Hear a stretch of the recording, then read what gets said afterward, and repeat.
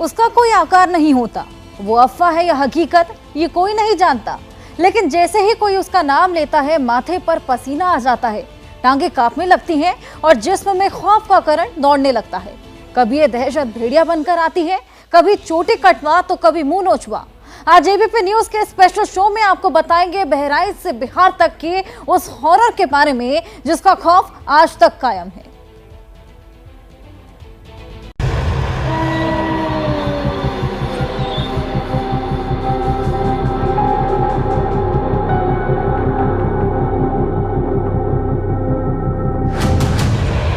पूरे 5 दिन और 5 रात तक बहराइच में भेड़िए की दहशत का कोई सबूत नहीं मिला। जिस्म को फाड़ देने वाले दांतों ने 5 दिन तक किसी का शिकार नहीं किया।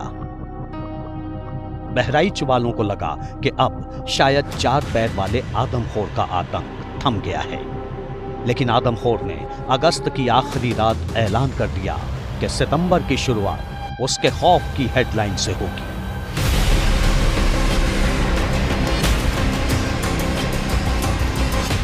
31 अगस्त की रात बहराइच में फिर से भेड़िए के आतंक का करंट दौड़ गया। 9 साल का पारस और 58 साल के कुन्नू पर भेड़िए ने हमला कर दिया।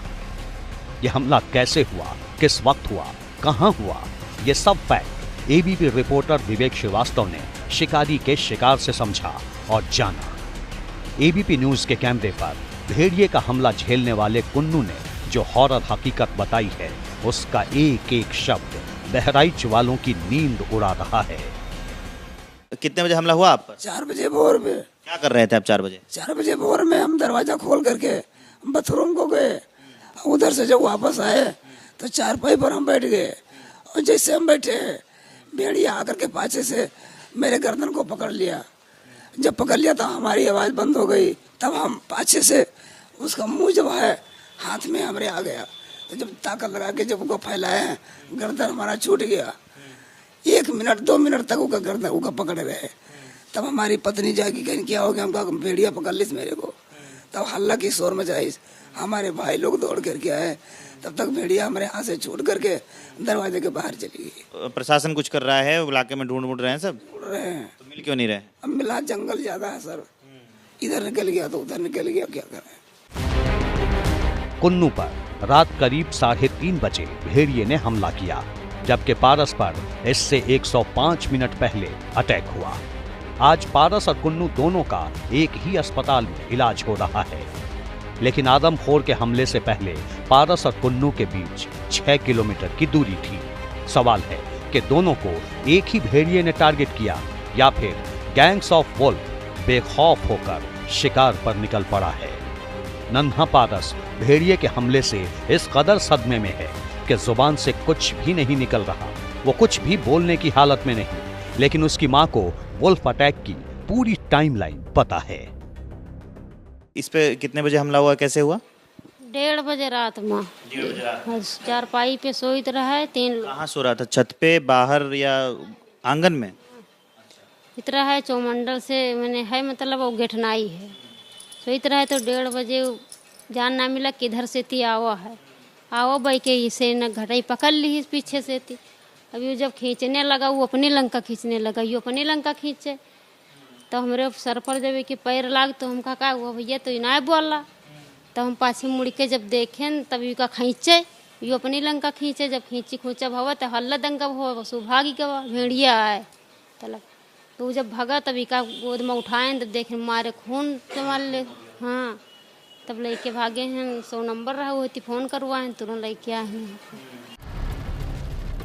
एबीपी रिपोर्टर विवेक श्रीवास्तव बहराइच के जिस भी कोने में जा रहे थे, वहां की आबादी में भेड़िए का खौफ महसूस हो रहा था। अस्पताल में जिसने भी अपनी आंखों से कुन्नू और पारस को देखा, उसका डर डबल हो गया। ये जानकर हम भी हैरत में थे कि वुल्फ अटैक का एपिसेंटर बन चुके बहराइच में कई लोगों का पूरा दिन भेड़िए को ढूंढने में बीत रहा है। भेड़ियों का आतंक है तो गांव वाले जहां भी जाते हैं कोशिश करते हैं कि झुंड बनाकर जाएं। साथ में कुछ नुकीले हथियार रखते हैं, कोशिश करते हैं कि वहां तक जाकर देखें कि आखिरकार ये जंगल कितना घना है और आतंक है। जैसे कि देखिए इनके हाथ में भी है, ये खुरपी रख रखी है इन्होंने। ऐसे कोई भी नुकीला हथियार जो गांव में मिल जाता है उसको लेकर जो गांव वाले भाई लोग हैं वो निकल जाते हैं इसी तरह से जंगलों की ओर। बहुत दिक्कत होती है ना? हाँ जी, दिक्कत तो होती है। दिनों बहुत ज्यादा, और फिर वैसे भी आ गए ना। हाँ, बहुत ज्यादा आ गए। कैसे समय अभी कितने लोग डर के मारे नहीं जाते हैं कि अकेला कौन जाएगा, अकेला उधर से रात हो जाएगा तो प्रॉब्लम हो जाएगी। धान भी नहीं सो पा रहे हैं लोग इस टाइम में। झुंड में आ रहे हैं कि एक दो ही दिख रहा है? अभी तो झुंड में नहीं दिख रहे हैं, पहले दिखे थे झुंड में। तो दिखाई दिया है, उसके बाद नहीं दिखाई दिया है। रात में हम लोग सोते नहीं है, रात में पूरे रात नहीं सोते? रात जागते हैं। तेरा में और ज्यादा डर बढ़ जाता है। सभी लोग कहते हैं कि घर में सोइए, तो मान के चले घर में सब लोग सोते हैं। तब तक नहीं आएगा, अंधेरा हो जाएगा तो आ जाएगा। इलाके के लोग हथियारों से लैस हैं, लेकिन इनमें से किसी को नहीं पता कि भेड़िए उनसे कितनी दूर हैं।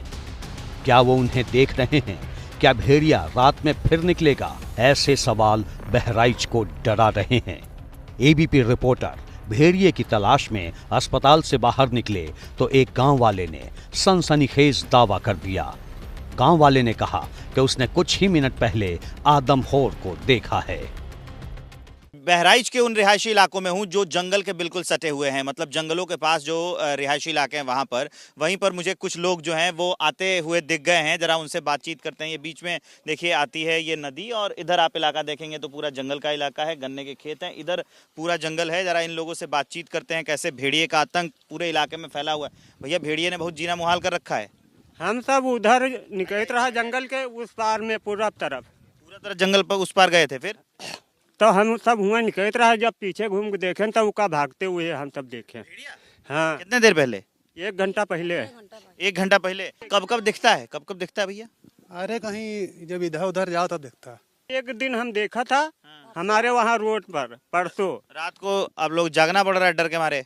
हाँ, तो एक दिन हम रात में उठे तो देखन कि सड़क के ई पार से कूदा, सड़क के उस पार पक्के के चला गया। रात भर पूरी रात जागना पड़ता है। पूरी रात जागना पड़ता है? पूरी रात सब लोग चलते फिरते हैं, जैसे सरकारी कर्मचारी जो आते हैं वो भी चलते हैं। तो जागते रहना। लेकिन एक दिन का हो तो जागे आदमी, दिन भर काम करेगा, कौन जागेगा रात भर?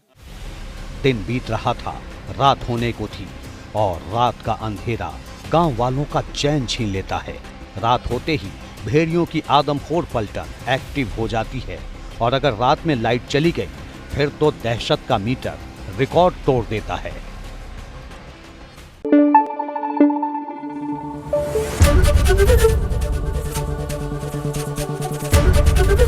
एबीपी न्यूज आपको रखे आगे।